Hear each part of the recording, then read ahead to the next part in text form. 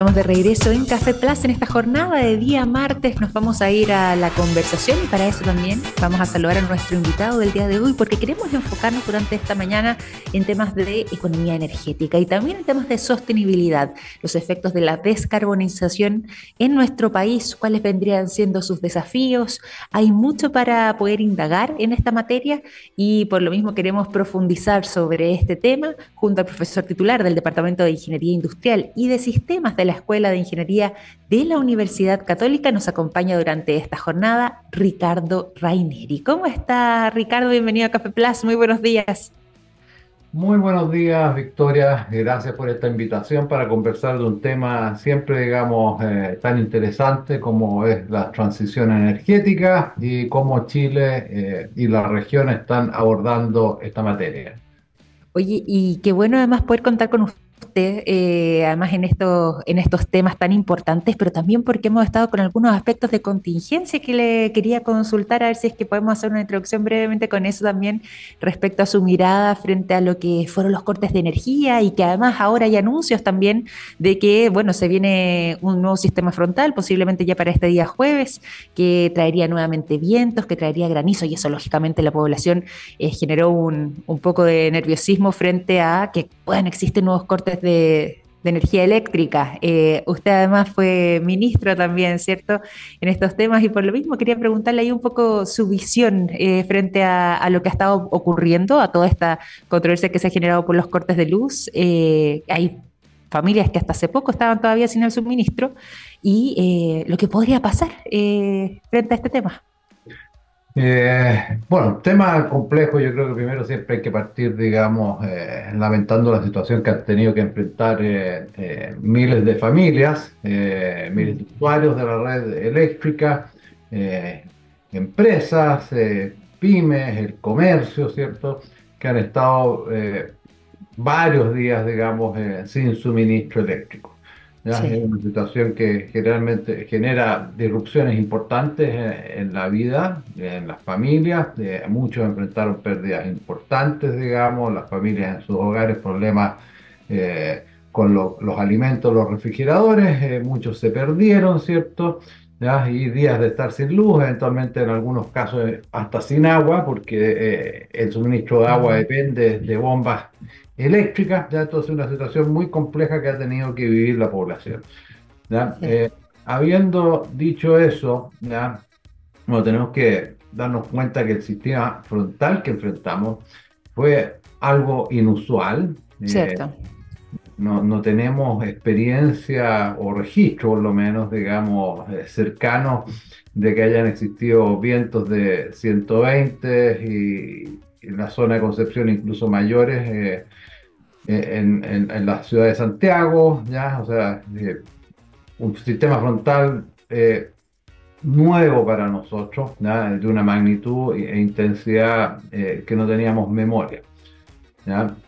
Y eso ciertamente generó caídas de árboles, los cuales afectaron las redes eléctricas. En Santiago se habla que cayeron cerca de 2.000 árboles y la caída de un árbol ciertamente se lleva toda la red eléctrica al suelo, ¿ya? Y eso llevó a la caída de postes y cortes de suministro bastante masivos, ¿no? Entonces tenemos ese sistema frontal complejo, pero también tenemos cosas que nosotros pudimos haber hecho y eventualmente haber prevenido o eventualmente reducido el impacto que pudo haber tenido un sistema frontal de estas características, ¿ya?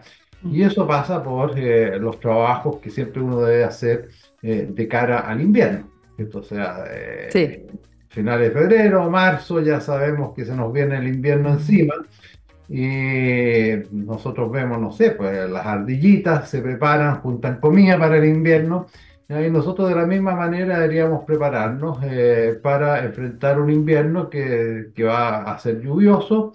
No tenemos siempre certeza absoluta de qué tan intensos pueden ser los sistemas frontales, pero que va a llover y que va a haber viento, va a existir. Y en ese sentido, desde el punto de vista de lo que es el sistema eléctrico, la red eléctrica, debemos prepararnos bien en términos de lo que se llama en el sector eléctrico, la poda y despeje, ¿cierto? O sea, de alguna Sí. manera limpiar las líneas eléctricas de ramas que con el viento puedan afectar, digamos, e interferir con su normal funcionamiento, ¿ya? Eh, También deberíamos de alguna manera, digamos, eh, contar con equipos que estén preparados para realizar emergencias, donde en el invierno el número de emergencias va a ser mayor, digamos, que en una condición de clima más, digamos, de primavera, verano, donde no vamos a tener eventualmente estos vientos, ¿ya? Eso es Entonces, esta verdad. es una labor que le corresponde a las empresas, es una labor que eventualmente está considerada en el cálculo de la tarifa eléctrica que se les paga. Cuando nosotros mira, hablamos de la tarifa eléctrica, hay que distinguir en esta tarifa que se compone, podríamos decir, de tres partes. La primera parte es lo que es generación, o sea, la producción de energía eléctrica, ¿ya? Y eso ocurre en centrales a gas, centrales solares, eólicas, centrales a carbón, centrales hidroeléctricas, ¿ya? Sí. Después está el transporte de esa energía eléctrica, o sea, tenemos las centrales solares, por ejemplo, que están en el norte del país, y la energía que ellas producen se tiene que transportar a los centros de consumo, ¿ya? A las ciudades, ¿ya? Y eso se hace a través de líneas de transmisión, ¿ya? Entonces, ese es el segundo elemento de nuestra tarifa eléctrica. Entonces, la generación, la producción de la energía, el primer elemento. El segundo elemento es el transporte de esa energía eléctrica a los centros de consumo. Y esas son esas grandes torres que uno ve en las carreteras, al costado de las carreteras, torres muy altas con líneas eléctricas, que esas son las líneas de transporte de energía eléctrica. Y después está el servicio de distribución, que es básicamente estas carreteras eléctricas que llegan a las ciudades y se distribuyen por las redes eléctricas a través de empresas distribuidoras, como puede ser Enel Distribución y CGE. ¿Ya? Y los problemas que enfrentamos en esta oportunidad fueron principalmente en ese tercer componente, o sea, lo que es la red de distribución, la tarifa que pagamos por el uso y la distribución de la energía a través de esa red de distribución. Y esa tarifa considera, como decíamos, este tema de poda y despeje. Entonces ahí está la pregunta, en qué medida las empresas están anticipándose bien, digamos, para enfrentar el invierno, los eventos climáticos, realizan ese trabajo de manera anticipada y cuentan con un número de cuadrillas de emergencia que puedan recurrir en forma rápida, expedita, digamos, Claro, a asistir reconocimiento, rápidamente. ¿no? Entonces, ahí es donde está la discusión de si efectivamente Sí. las empresas realizaron estos servicios de poda y despeje antes del invierno, se prepararon adecuadamente y de si contaban, digamos, con equipos de cuadrillas para ir a reponer el suministro en caso que este se hubiese cortado, ¿no? Claro. Pero dentro de eso, porque ahí, claro, esa fue, yo diría, la discusión esencial que se generó, sobre todo también ante la molestia de los usuarios, de quienes estuvieron varios días sin luz, pero también se comenzó a plantear una posibilidad, que yo sé que usted tiene además una opinión bien clara al respecto y la quiero conocer y dar a conocer también con nuestra audiencia, respecto a lo que tiene que ver con soterrar los cables, es decir, que por ejemplo en una ciudad como Santiago, donde además hemos visto que, sobre todo también con algunos reportajes, hay una cantidad de cables ahí en el tendido eléctrico que muchas veces no se utilizan y que quedan ahí casi como basura colgando. Bueno, al menos poder soterrar quizás podría ser una solución, pero también se ha hablado mucho sobre los costos. ¿Se justifica o no esa posibilidad? ¿Podría ser una buena alternativa o cómo lo ve usted? Ya, a ver, yo creo que el tema del soterramiento, o sea, partamos por el tema de la basura que tú mencionas, o sea, de la También. misma manera como nos preocupamos, digamos, deberíamos preocuparnos de hacer la poda y despeje para que las líneas no se vean afectadas por ramas que están muy encima, ¿ya? Mm. Deberíamos también preocuparnos de eh, sacar todos esos cables que en su mayoría pueden ser de empresas de telecomunicaciones, de telecable, que están en desuso, ¿ya? Y que sobrecargan de manera excesiva los postes, ¿ya?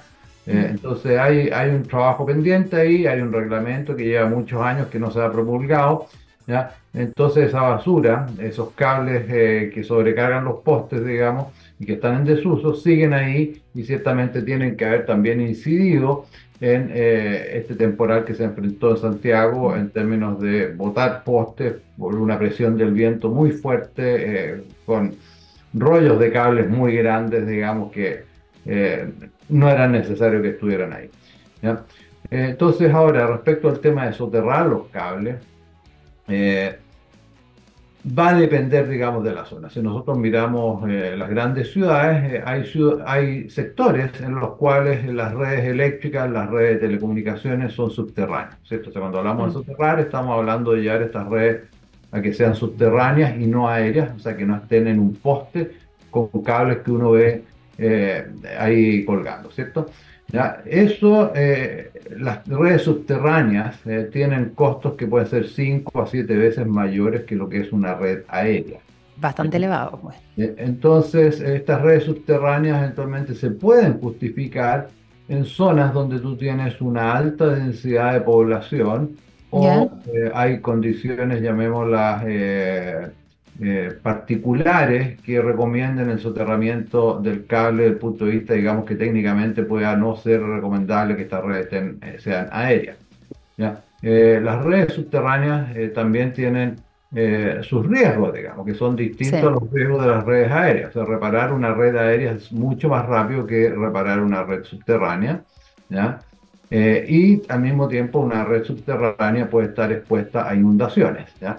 Entonces Mm. son temas distintos, o sea, los riesgos pueden ser diferentes, el costo de una red subterránea es más cara y se va a justificar en zonas de alta densidad de población, porque uno lo ve, por ejemplo, el centro de Santiago, eh, también condominios que se construyeron desde su inicio con redes subterráneas, que son condominios eventualmente que la gente compró casa en esos condominios, el precio que pagó un costo, digamos, por una red subterránea, ¿ya? Ahora, desde el punto de vista de las empresas, ellas tienen un incentivo, digamos, a querer que todas las redes eventualmente sean soterradas, ¿ya? Porque las empresas reciben una remuneración, las empresas distribuidoras de electricidad reciben una remuneración en función del capital invertido, ¿ya? Y mientras mayor sea ese capital invertido, mientras mayor sean los activos que ellos tienen, ¿ya? Esa rentabilidad en términos absolutos va a ser mayor, ¿ya? Mm. Entonces, claro, hay un incentivo por el parte de la empresa distribuidora de contar, ojalá, con redes subterráneas porque pueden aspirar, digamos, a mayores ingresos, pero desde el punto de vista de lo que es una red eficiente, una red que satisfaga las necesidades de la población, no es necesario que toda la red sea subterránea. Y hay que Es, ver muy bien qué sectores es recomendable que sea subterráneo y qué sectores es recomendable que sean aéreas. Eso está muy interesante porque de repente uno, claro, cuando empieza a pensar en este tipo de soluciones, entre comillas, lo lleva prácticamente a la generalidad, a todos los sectores, a todas las calles, a todos, ojalá a todos los condominios, las casas, en fin. Finalmente, da ahí con un punto importante, que hay un costo elevado, también lo que implica, por ejemplo, reparar en caso de algún tipo de fallo, obviamente eso sería más lento, y quizás, como decía usted, no aplicaría a todos los sectores. Bueno, y además mencionábamos ahí el tema también de la basura de los cables, que es un aspecto importante. ¿Me permite, eso sí, llevarlo también a otros temas? Porque Sí, vamos a déjame dejar hacerte que... Sí, por favor, un por último favor, comentario en este tema, ¿cierto? O por sea, favor. en toda esta discusión de si las empresas, digamos, han cumplido o no con la limpieza de las redes, digamos, por otro lado, las municipalidades también tienen que hacerse cargo de los árboles, ¿ya? Sí, Ahí hay todo un tema, digamos, de cómo se calcula la tarifa eléctrica. Esa tarifa para las empresas distribuidoras se calcula con una empresa, entre comillas, modelo. O sea, se crea una empresa artificial que provea los servicios que tiene que ofrecer esta empresa real, ¿ya?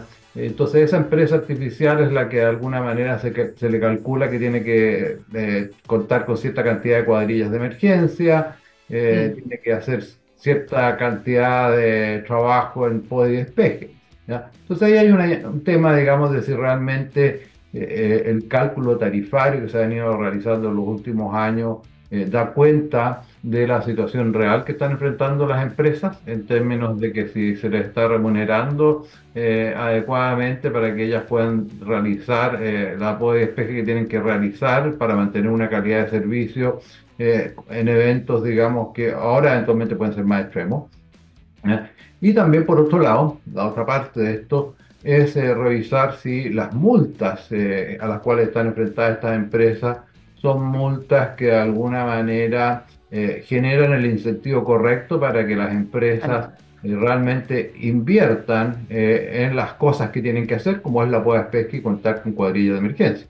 Porque si cierto. yo apuesto a que eventualmente no va a ocurrir un evento y no hago la poda y despeje y no cuento con cuadrilla de emergencia, es una plata que me estoy ahorrando y eso va derecho a mi línea de Mm, utilidades, ¿ya? claro, Entonces, pero si hay una multa que es importante, ciertamente ese cálculo, decir, mira, tomo el riesgo de que no van a haber viento, que no va a llover, ¿ya?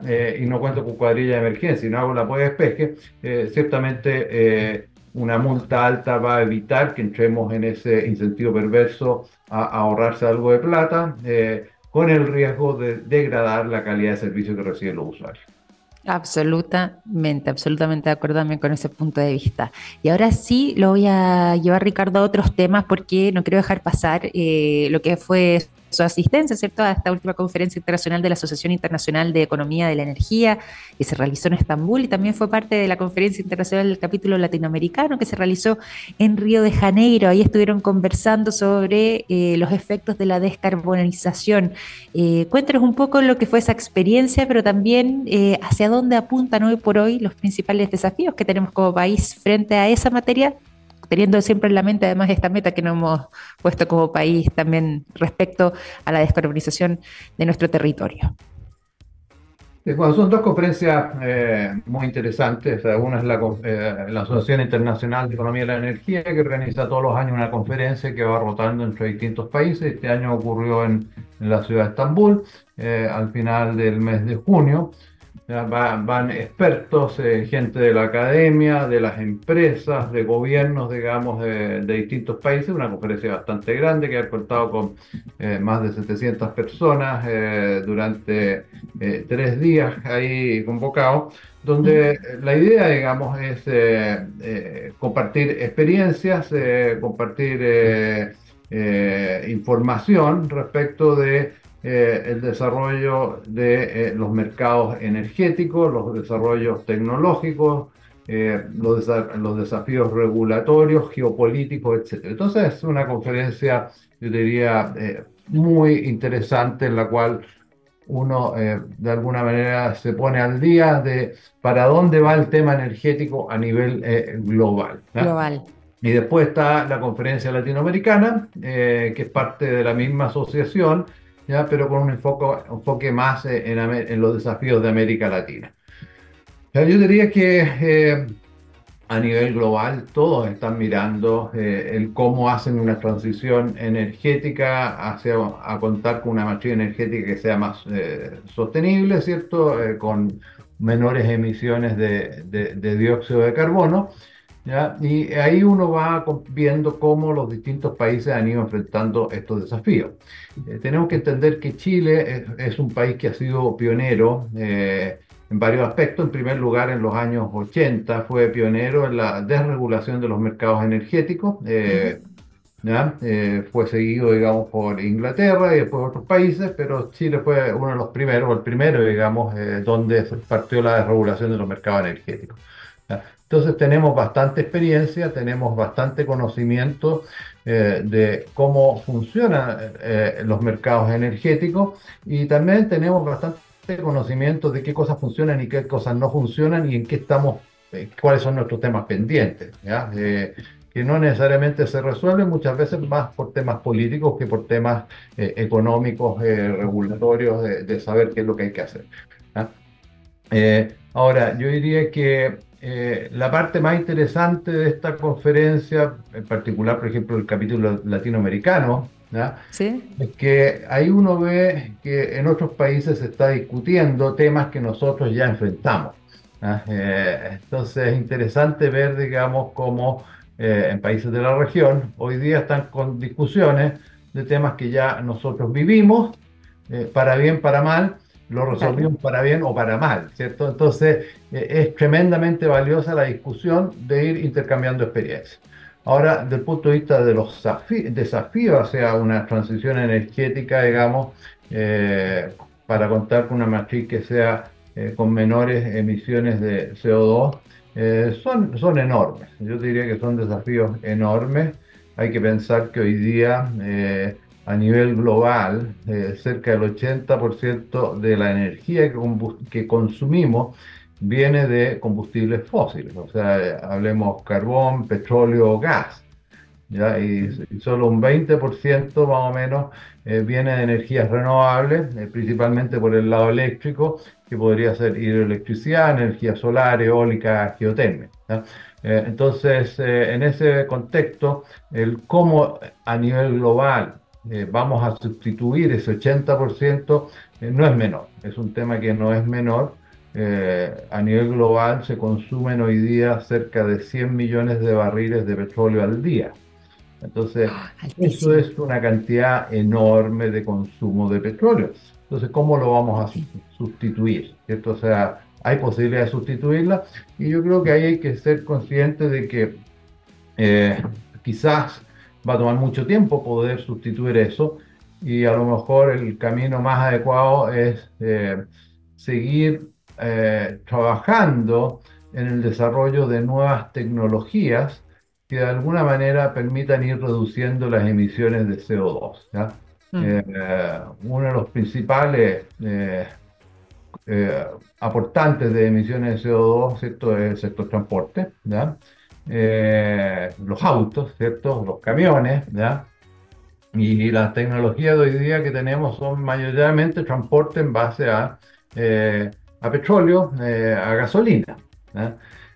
Ahora, sí hay que reconocer una cosa interesante, que si nosotros miramos desde el año 75, por ejemplo, a la fecha, ¿ya? ¿Sí?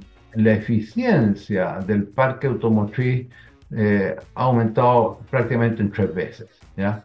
O sea, el consumo se ha reducido a un tercio de lo que era, por ejemplo, a principios de los años 70. Entonces, ahí es importante resaltar, como decía, el tema de la innovación tecnológica, en términos de contar con tecnologías, seguir empujando eh, la frontera de lo que es posible, ¿cierto? Para seguir mejorando nuestras tecnologías en términos de que sean más eficientes en términos del consumo, por ejemplo, de combustible. ¿Mm?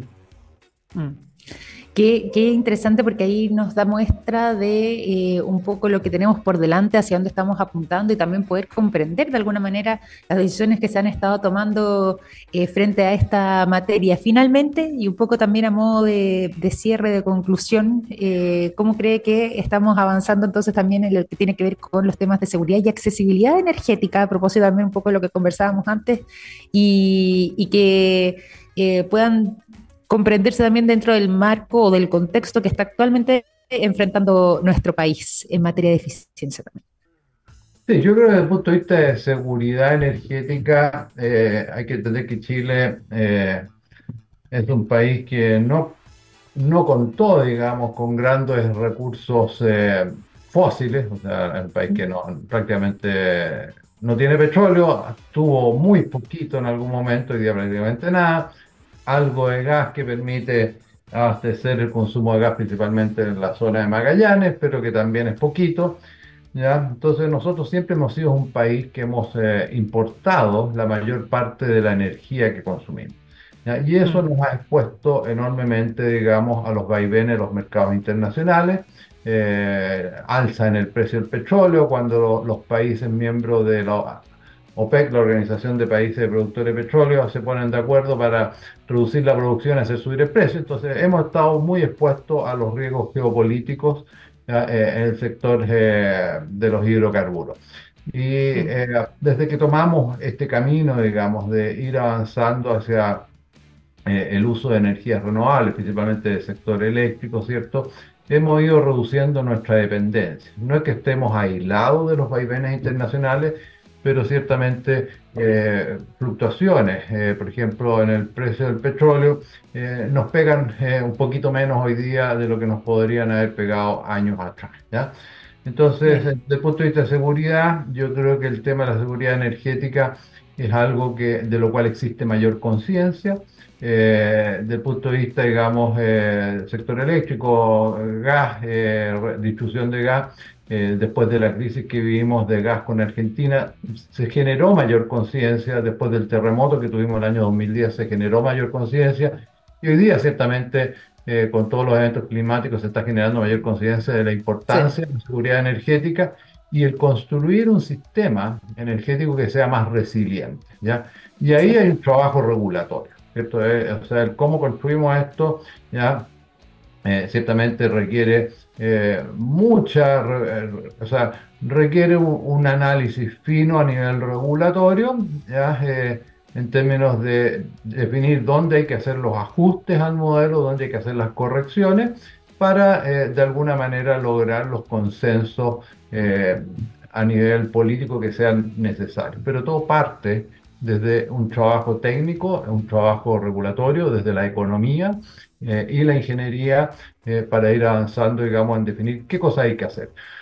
Ahora, desde el punto de vista de la operación actual del sistema eléctrico, nosotros vemos que Chile ha avanzado muchísimo en lo que es la penetración de centrales solares, centrales Mm. eólicas, ¿ya? Que son centrales que tienen intermitencia. O sea, una central solar va a producir energía eléctrica cuando hay sol, ¿ya? Y eso genera desafíos importantes para la operación de las redes eléctricas, para la programación de la generación eléctrica, donde cuando empieza a salir el sol, las centrales solares empiezan a producir electricidad y tienen que haber otras centrales, llamémoslas centrales a gas, centrales a carbón, diésel, hidroeléctricas, que tienen que disminuir su producción para hacerle espacio a las centrales solares. Y en la tarde, cuando se va el sol, ¿ya? Las centrales solares dejan de producir y tienen que haber otras centrales que les hagan el espacio. Entonces ahí hay desafíos ya en términos de la seguridad, estabilidad de operación de las redes eléctricas, en términos de cómo manejamos, ¿cierto?, esa intermitencia, esa variabilidad en la generación. ¿Ya? Tenemos alguna Mm. experiencia, pero ciertamente en la medida que sigamos aumentando la penetración de estas energías renovables variables, ¿cierto? ¿Ya? Los desafíos van a ser mayores y vamos a tener que hacer ajustes en nuestros modelos regulatorios para de alguna manera proveerlos de mayor flexibilidad. Absolutamente, ya que estamos hablando de estos temas que antes decíamos, bueno, son temas de futuro, hoy por hoy tienen un impacto directo también en nuestra vida cotidiana, cada vez van a ir acrecentándose, además instalándose con mayor fuerza, así que de verdad que ha sido un placer conversar con usted, Ricardo, poder escucharlo, aprender también, comprender un poco más de la visión de lo que nos está ocurriendo y algunas decisiones que hemos tomado también como país. Así que le quiero agradecer por esta conversación y por haber sido parte durante esta mañana de este capítulo de Café Plus. Muchas gracias, Victoria, por la invitación. Que tengan un gran día. Y igualmente, un abrazo grande, muchas Ya, gracias. Chao, adiós. chao. Ricardo Raineri conversando con nosotros durante esta mañana en Café Plus, profesor titular del Departamento de Ingeniería Industrial y de Sistemas de la Escuela de Ingeniería de la Universidad Católica y que además estuvo entonces profundizando con nosotros en temas de energía, de economía energética en realidad, sostenibilidad, efectos de la descarbonización para nuestro país y algunos de sus desafíos.